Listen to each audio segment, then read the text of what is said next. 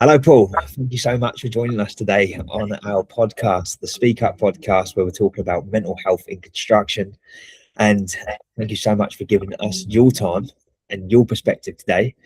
First, Paul, could you just introduce yourself and what company you're representing today?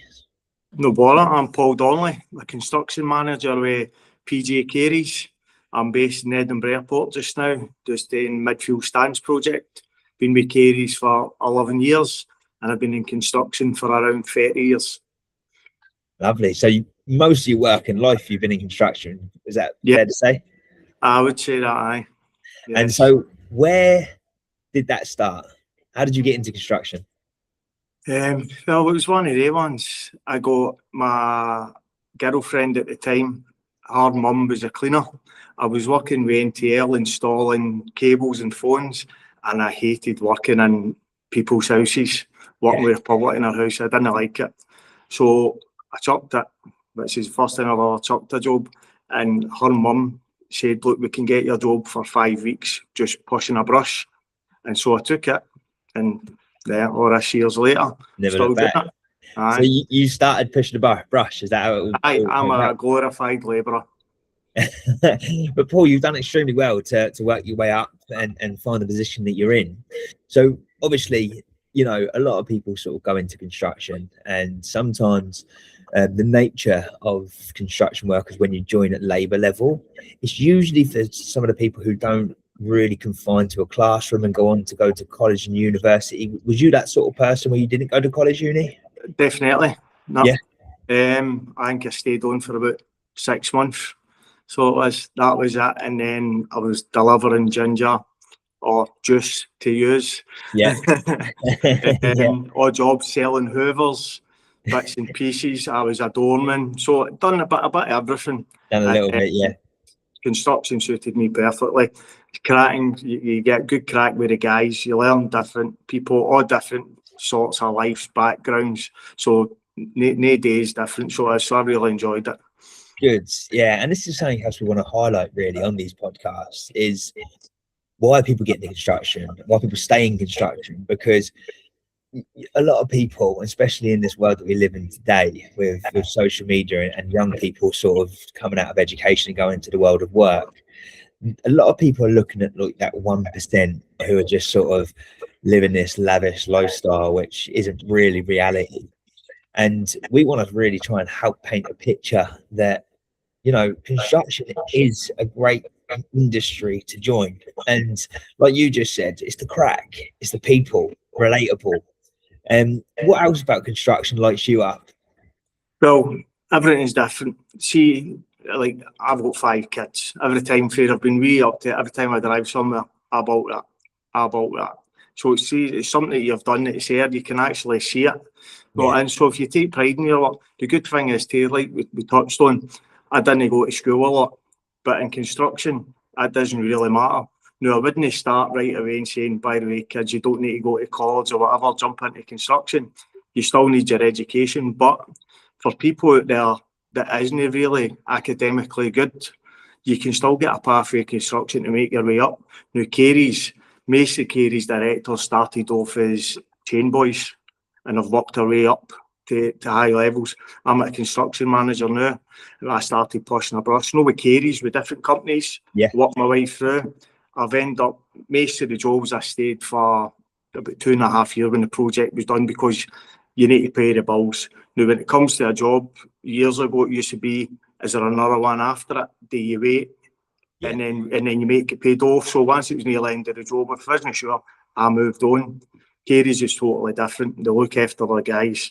They wear them out training, bring the young guys in, give them all the training, college courses, apprenticeships, a full lot, and you don't need to be degreed out your head to get it to the point. You learn on it. I got a chartership through Carey's. I got all my NVQs, everything. And for me to get chartership, that's never been to college at the end of my life, was brilliant for me. Yeah. So if it can help somebody else there that way, because I'm sure chartership's like the equivalent of a degree or something, a bachelor's, something like that. But which I would never get in the real world. Yeah, but also you've done it whilst being in the world of work and actually getting real hands-on experience, as opposed to that classroom setting.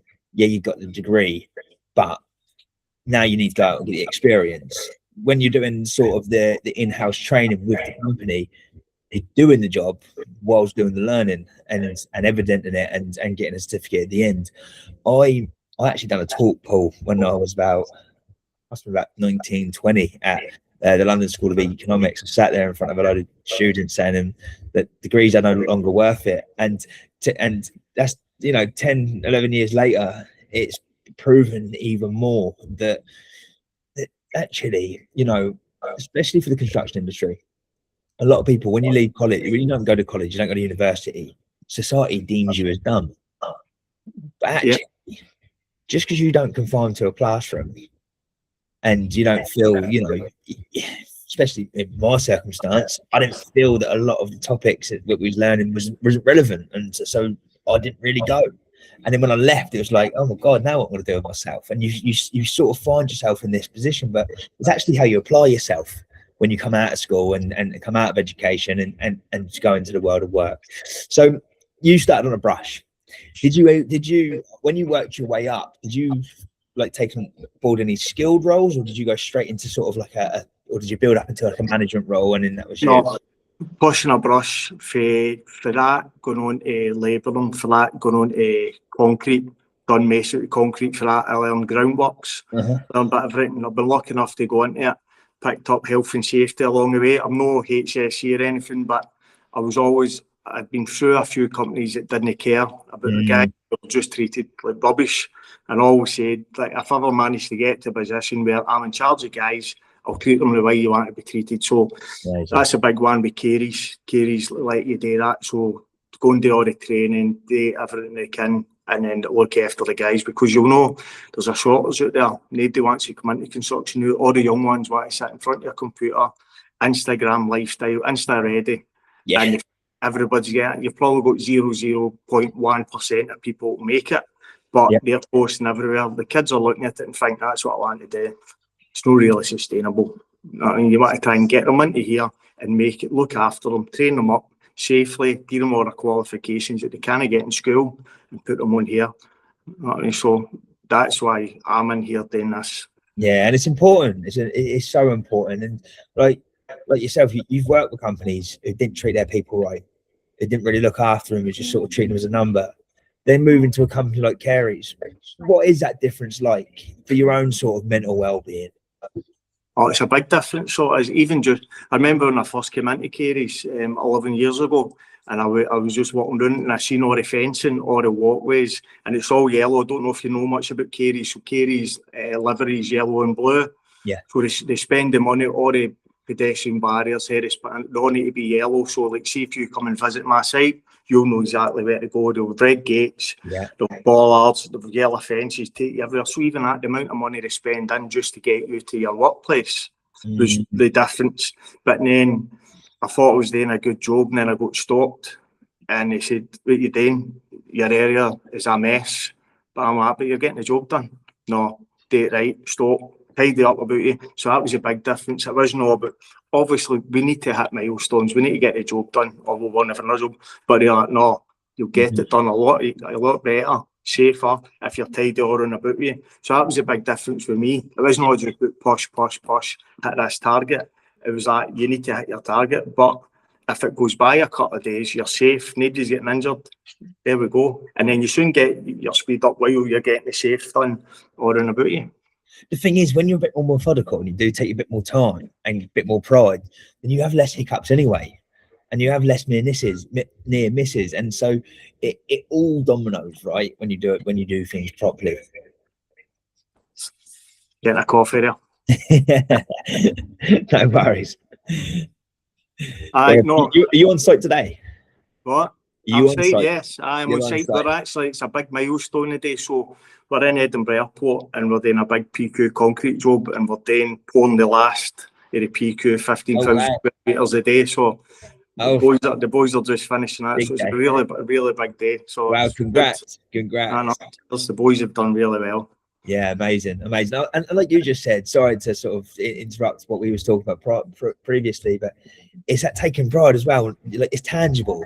The you know, you building something, and when you get to like a last milestone, it must feel like quite an achievement, right? And it must be an uplifting thing for the whole people involved. Oh, it's great. So as obviously the guys have done it. Guys have done it a couple of weeks ahead of schedule, which is with a lot of hassle coming in through security, everything. I'm not going into it, it's not why we're here, but the planning behind it, the coordination, all the different trades, subcontractors, that's basically you're in a company with Carey's for. You get the chance to do it right, don't rush it, don't botch it, do it right, and then you get the following work. Yes. As you said, all the guys feel good about getting well done. They've done the job brilliantly. Exactly. And this is it, right? Like what we're going into, we want to see results. We want to see positive results, and then we want to see that lead on to new opportunities. And so when I want to keep going back to it, so obviously yourself and sort of like the lead up to where you are now. Carers, we know, they look after the people, they do the job properly. Employers that you've worked for previously, can you highlight anything over the years where you think, you know what, that wasn't handled right? Just because these things highlighted, a lot of people become sort of tunnel vision in their work. And, you know, if they have got pressures of budgets and timelines, sometimes they might actually not realise how they're approaching their own workforce. And it might just be something to highlight, and something, and someone might watch this podcast and go, wait, that's me. It might just put a mirror up, you know. And so is there anything that you could sort of highlight if anything went wrong before? I remember one of the worst ones, and I was just starting out. I think it'd only been a couple of years. This was my second company as well. No say who they were, but there was one of the joiners, and his son died. Son was in his 20-odds. His son died, so I think he was off for about 3 weeks. Yeah. And the construction man is talking to somebody, look, go and find out for him when he's coming back. He can't be mourning all his days. And you're just like that. What way is that to treat anybody? Do you know what I mean? The guy's lost his son, and then they're thinking 3 weeks or 3 months, what does it take? Everybody's different. Some guys might want to get right back into work to keep their head on it. But you don't know what's happening in that guy's life. His missus might be will be in pieces. As his boy got children, you don't know. They're just thinking, this guy's been off for 3 weeks, and I was like, that's shit. Do you know what I mean? 100%. Yeah, and I think we got to humanize situations, and like you just said, you never really know what the full scale of the situation is, because you only get to see somebody in that day of work. And let's get it right, especially construction, we're just also good at wearing masks, right? And so getting to know the people and actually having compassion for people's situations, I think is so important. And actually it's important for the projects, because when people feel valued and recognized, they're just better performers, less absent, you know.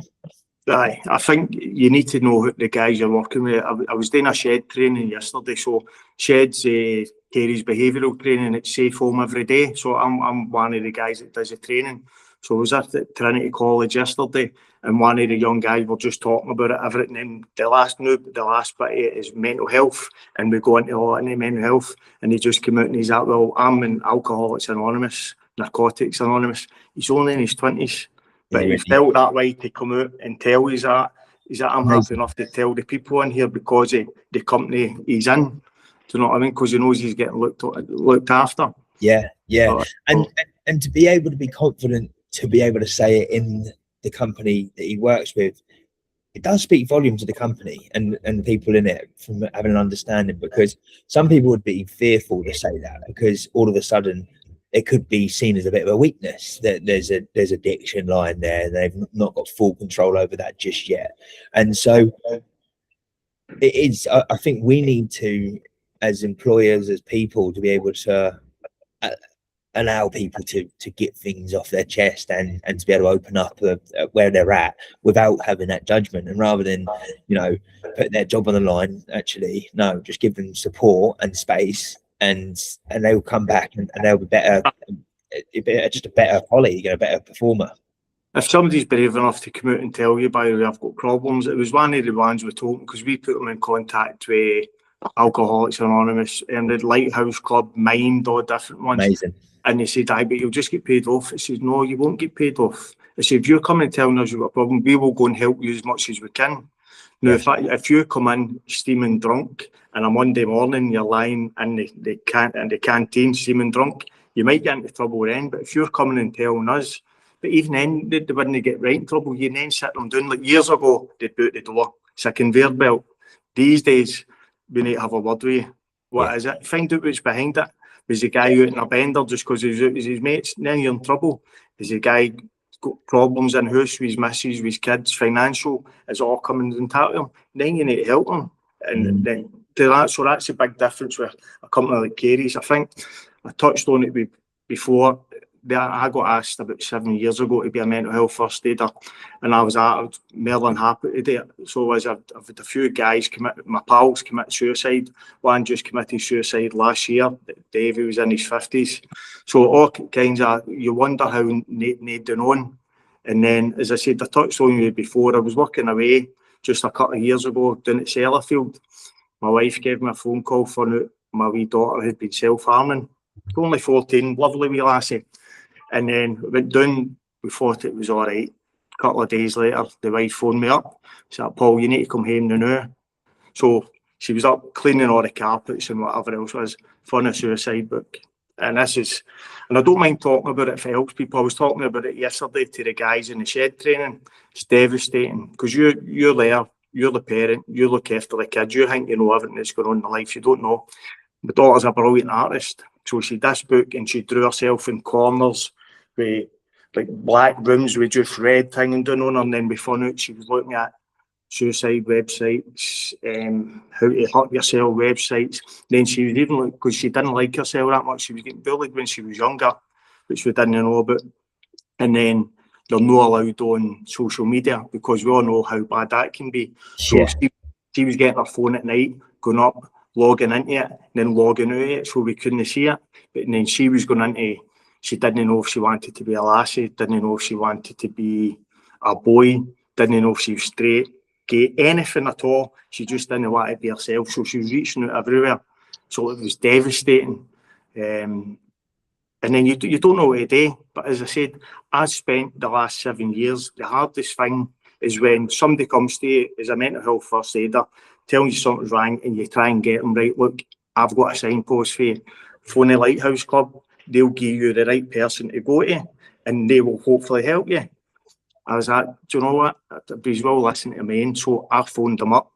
And it wasn't hard for me. I just didn't think it because you're thinking that you're helping all these people. Phoned them up. Next day, the daughter had, like us, a Teams meeting with a child psychologist. And normally you get 6 1-hour sessions. He gave the daughter 15. Wow. After that, it was brilliant. So amazing. Totally different. After that, she managed to get somebody came and seen her once a week, took her out of school, took her to McDonald's, just talked to her, let her do whatever. Brilliant. Now, the day she's got a Teams meeting with, I can't remember what concrete company is, to be an apprentice mechanic. Wow. Right? So she's become totally that confident. Totally different. She talks to everybody as well. She's no hiding behind now. She's happy enough with who she is. I'm not saying she'll ever be 100% out of the woods, but the difference, and that was with taking my own advice, phone the Lighthouse Club and just saying, look, I can't deal with myself. Because you're thinking that if I listen to her, she'll tell me she'll be all right. But it's no, I do with other guys, all the women on the site, phone and get the right people to date. So, brilliant. Now, the big thing with Carey's is obviously I was like, I'm going to have to chuck it. I need to spend time with the family. They've that, no, you go, take your time. They end up letting me come into work twice a week when the Ben was at school or whatever, and then paid me the full time all the way through it. So that's the difference. You're going out with companies that treat you just as a number, and then other companies that look at you, find out what's happening, instead of saying, it'll be easier if he just chucks it, take his problems elsewhere, instead of saying, let's go and gear on, fix it. So that's how I'm invested with mental health first aid. If I can help somebody out there, and I'm not talking about me, I'm going to fix it. Me be pushing, like, there's a Lighthouse Club, there's Mind, there's theirs speak. Yeah. Do you know what I mean? Yeah. And this is it, Paul. Like, I'm first and foremost sorry for you and your family to have to experience, you know, something so sad, because it is sad and worrying. And Aye. you know, how long did it take from the moment where you went, all right, okay, we're going to pick up the Lighthouse group, we're going to start to see if we can get some therapy? After those 15 sessions, how was the long period for that change? Because there might be some people listening to this thinking, do you know what, like, how long is it going to take for me to be able to make that shift? Well, right away, we got somebody to talk to right away, so she wasn't talking to us. And then it was a couple of weeks before you see anything, but then you started to see it.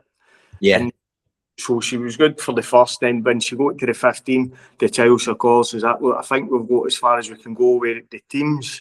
We're not too sure now. It might be better getting her somebody face to face. So they recognise, so like, see if something is working, but you can think, right now we need a change. Yeah. So it was right. It was a good distance, about a year before we seen the difference, but we were still worried. Checking about and. Sorry to interrupt, Paul. This is it, though, isn't it? It doesn't happen overnight. No. It's, you know, these things take long. It takes. You have to be consistent. You have to be pretty disciplined. You have to be committed to getting better. And so we all have like these you know, highs of motivation and lows of motivation. And you know, unfortunately, you know, you get on a bit of a buzz, wrong, and sort myself out, you're going to do it, and then 2-3 days down the line you start to, then old habits creep in. But what I think your daughter had is people around her, your mum, her mum, your wife, you know, the dads and your other family, and in the Lighthouse group, having somebody to hold her accountable and just be on that journey with her must have been so powerful. No, it was good because we are there to check up and make sure she's all right. And then you still, even just now, I mean, this is 3 years later, even just now, you still worry, is she okay, doing whatever. Yeah. But that's a lot of times with the guys. I was talking about it yesterday, I said with the shed training, the guys might phone up, and because you don't get that instant fix, you're still waiting to gear up. But that's where we come in and say, right, okay, we've managed to get you into Lighthouse Club. There's no cast adrift then. We've done a bit of way. You check in, how's it going? Are you all right? And I was saying to the guys yesterday, look, it might be a case of, you might say to somebody, are you okay? And they might say, I am fine. Then you ask again. But you don't know. It's even just asking that guy, are you okay?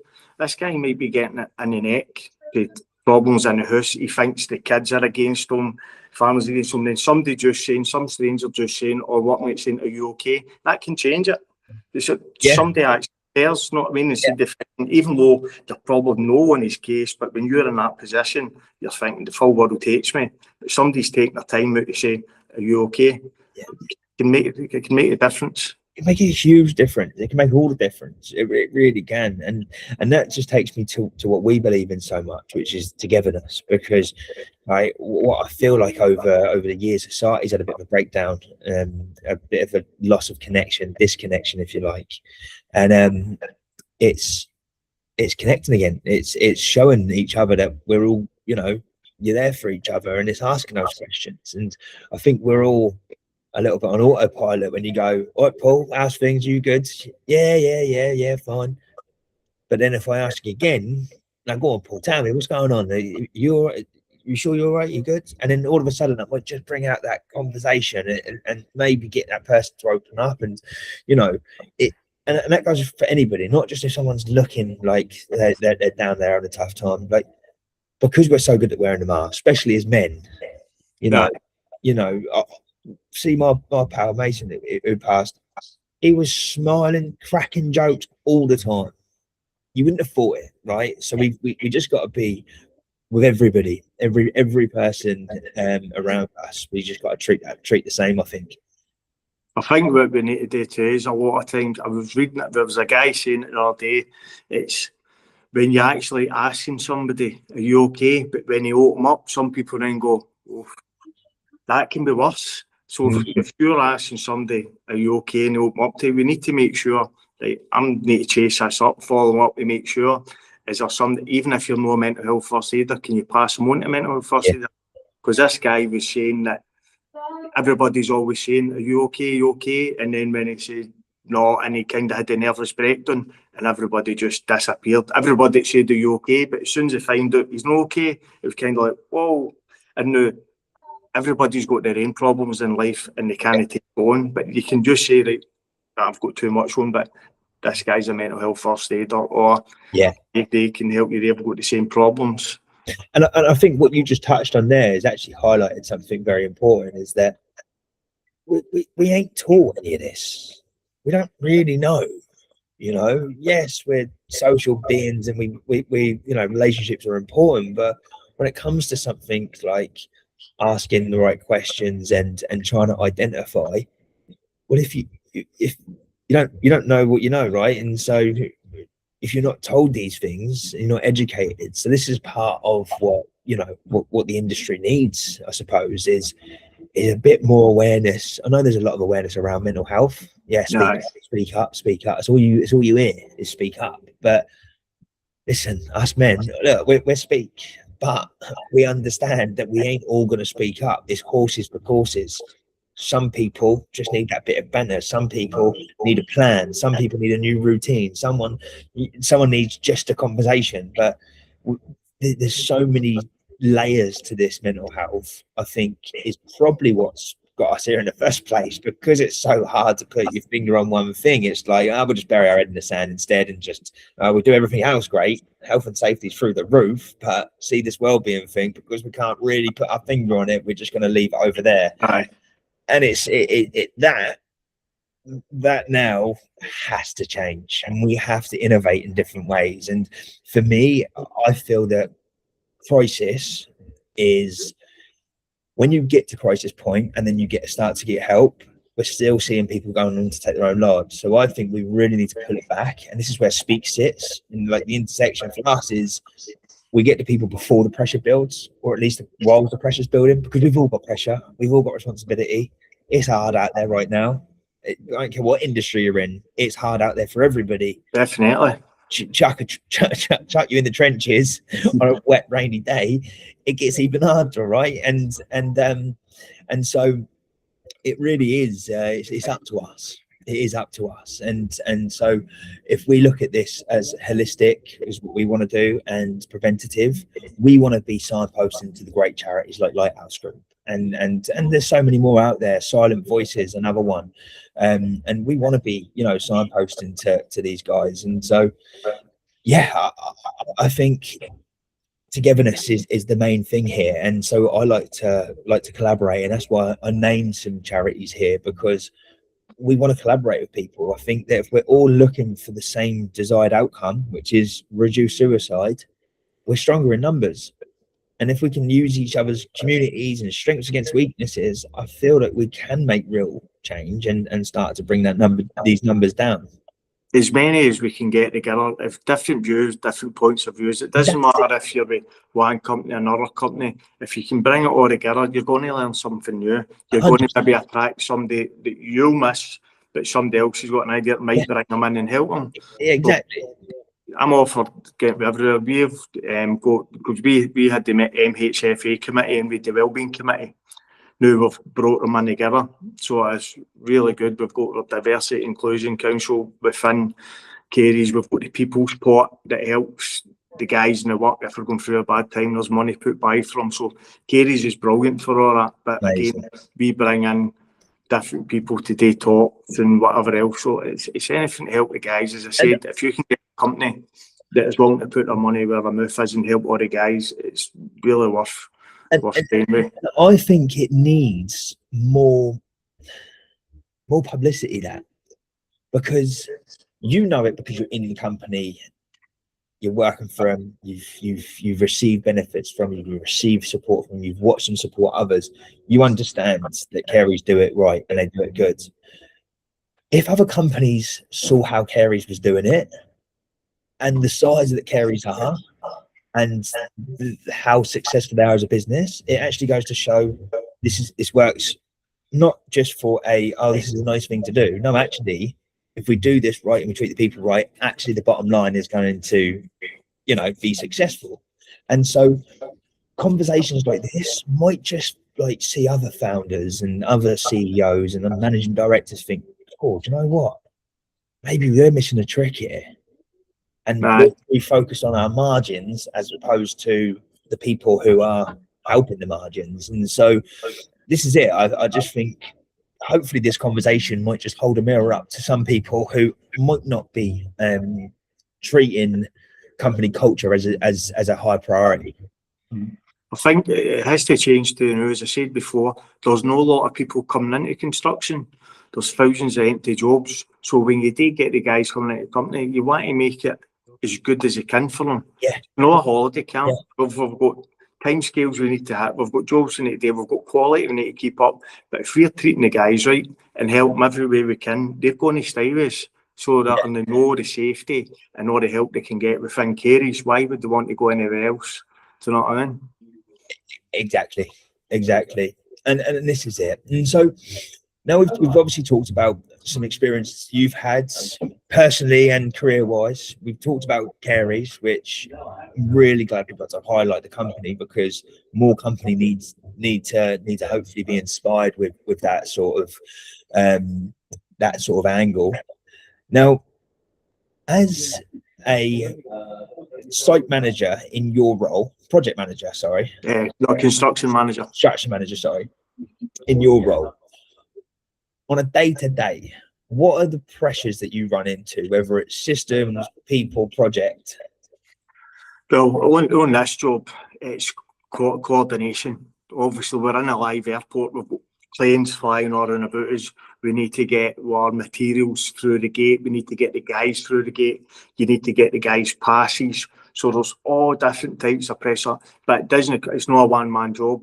We're lucky we've got Alexander as a pass manager, does a really good job. We've got Podrick PM, Rory the planner. We've got Ely, Gary, the GF, the construction. We've got all amount of guys in here that helps it. But you still got pressures to do with it. But as long as you know how to share it and don't try and micromanage it, it takes a lot of the pressures off you. So I think the pressures is the same as any construction site. It doesn't matter how good the company is, how much you look after you. You still need to hit these dates. You need to hit the quality. If you don't, doesn't matter how good the company is, you end up with no work there, so there's no job for you. So you've still got the pressures of getting your job done. Make sure the guys are going safe home every day. Make sure the guys are happy in their work. Pressures to make sure they've got the right tools there, the jobs getting done. As I said, everything is, it's the same as pressure. I would say every job anyway. It's not just construction, but with construction, obviously, we're live services, we're excavations, we're plant. We've got everything in there that comes in. It makes it a lot more dangerous. Yeah, you know what I mean? Yeah. And so we know obviously that there's pressures in all roles. With your role in Carey's within as a site manager, the systems that you use within on site, is it are you using some of the high tech systems that are used? Because I'm speaking to different people right now, and I'm just sort of trying to understand what people have as tools to make their job more efficient, more easy, so they can free up more time and they can spend it on company culture. We're always going to go back to helping the people and the company. Right, well, they've got everything in here. They've got BIM, ACC, we've got Chime, you've got obviously all the engineering gear, you've got all the stuff for the grading, you've got the GPS, you've got GPS on plan, everything, you've got time-lapse cameras. So everything, they're probably at the forefront of bringing everything new into it. Like, and is that hard for you, Paul? Because it must be like you're not a 90s baby, so you definitely wasn't born into tech. And you just named a few things there, and I'm like, time-lapse cameras. Like I would struggle, I think. Chime, I'm all right with. That's what I say, time and attendance, which is really good, so the guys can do their wages and all that on it. Chime's ACC, I'm getting a bit used to that. Not too bad. I'm not track smiles. the one for tracking the vans and putting all your mileage in, so you're not getting a tax bill at the end of the year. So all the ones that I've learnt that I can actually show the older guys with, because we've got guys at 65, nearly 70 in here, and then we're giving them my phone and saying, right, go and chime in. They're like, what? I thought chime was a noise.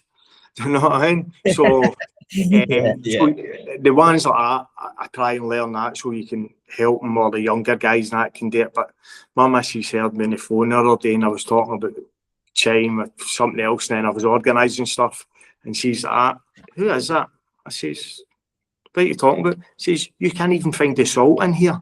You know what I mean? And you can rhyme off 8 different jobs that need done when you're not even on the job, and then talking about electrics, you can't even turn the telly on. Because I'm getting paid for it, darling. Exactly. Yeah. And you've not got the Wi-Fi with you, condemning you for everything you're doing wrong. It makes it a lot easier, doesn't it? So, no, it's good. I'm getting in when about it. Do you know what I mean? Yeah. Just, you need to move with the time. So You do. I prefer a drawing and paper, but I've got them all on my wee laptop, and if I want to get them up, but I still prefer looking at a drawing in front of me. I don't think that'll ever change, Paul. Unfortunately. But like you say, the times are moving, and they're moving quick. You know, there's a stat that suicide's going to be the leading cause of death by 2030. A really scary stat. And you know, you look at that and it's only 4 years away, and you start to think, why? And I think a big part of that reason will be is because the new AI revolution. And what that means is that there's going to be a big, huge loss of jobs. And fortunately, construction will be the last affected. However, companies in the next sort of 2 to 5 years will have to adopt AI. And if they don't, their competitors are going to start to run away with the business, because they've got, you know, they don't have maternity leave, they don't have sick days, they don't have children who get snotty nose at school. They're just constantly working 24/7 with no human error. And what we're seeing is that companies are going to have to install. And I think, how do people get set up for that? And what does it mean for people who aren't so tech savvy? And now you're throwing words like artificial intelligence in, and it's a little bit of a worry for some people. What's your thoughts on that? We got a lot of guys that say they'd rather take early retirement. So see, when you're bringing in, obviously, because a lot of it's all electronic now, they need to, especially when you're coming their side, so you need to get 5 years work history. If you can't get that, you need to get HMRC, so that they know, because obviously you're in a site that's high security. Yeah. And a lot of them are like, I just don't know what to do with that. You spend time helping it. A lot of them, we induct the guys, even some younger guys, we induct them, bring them in, spend all the money doing the inductions on it, get everything done, get them on chime, all electronic up, take them through the gate, and once they get certs like that, right, we don't see them again. It's like a revolving door. So as you spend all the money and then they're out the door.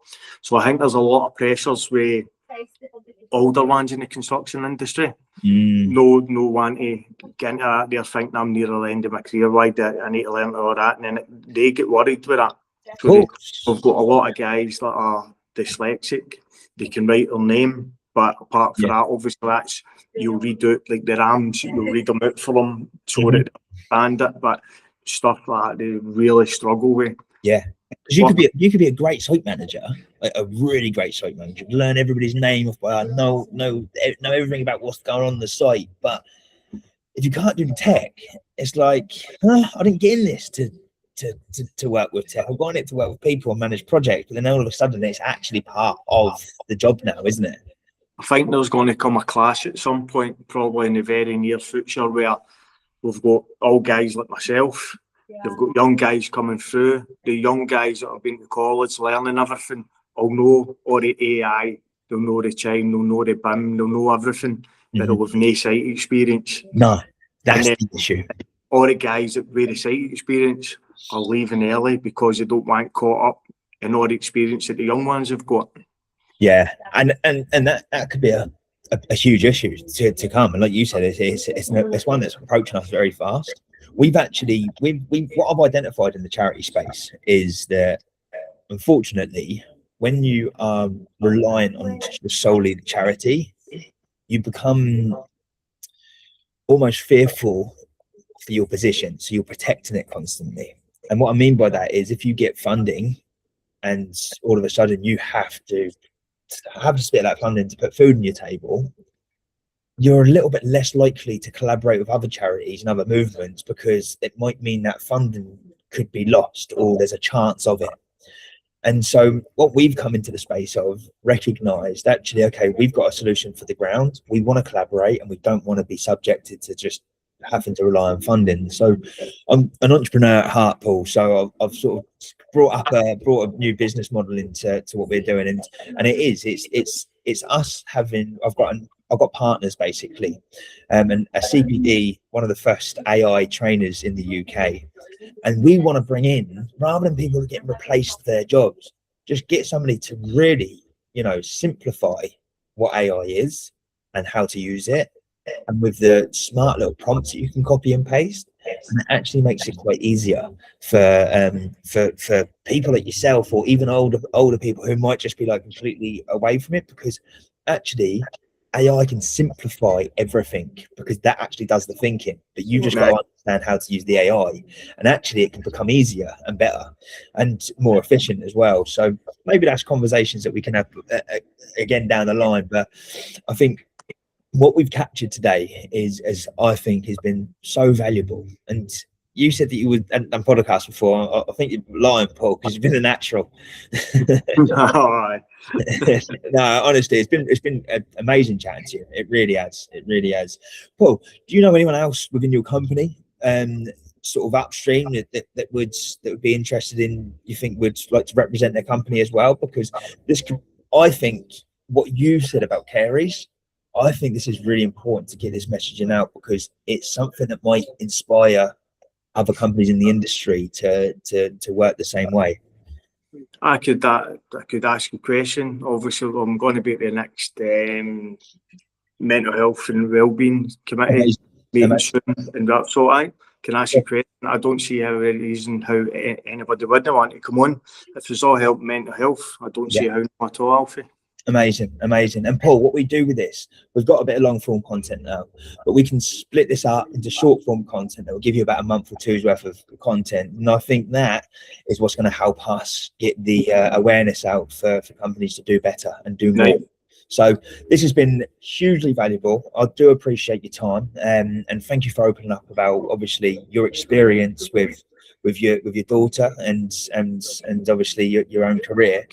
I think that hopefully we can inspire somebody today into going for the right support and how to manage it. Hopefully. Yeah. That's it. Well, Paul, let's stay in touch for sure. Brilliant. Cheers. Thank you very much. All the best. Thank you, mate. Cheers.